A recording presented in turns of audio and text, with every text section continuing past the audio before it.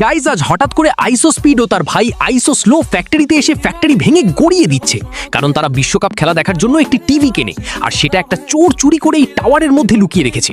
এই কথা গিরিনা যখন শুনতে পায় তখন গিরিনা সাকিব ভাইকে বলল, তুমি যে কোনো ক্যারেক্টার ব্যবহার করে আইসো স্পিড ও তার ভাই আইসো স্লো এর টিভিটি বের করে এনে দাও। তো গাইজ দেখা যাক সাকিব ভাই কোন ক্যারেক্টার ব্যবহার করে টিভিটি বের করে আনতে পারে।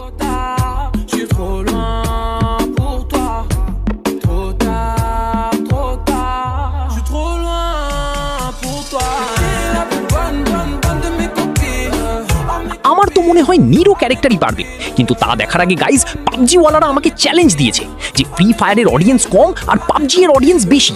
তো তোমাদের কিছুই করতে হবে না, শুধু ভিডিওতে লাইক দিয়ে চ্যানেলটিকে সাবস্ক্রাইব করবে আর কমেন্টে ফ্রি ফায়ার পছন্দ করলে লাল হার্ট দেবে, পাবজি পছন্দ করলে কালো হার্ট দেবে।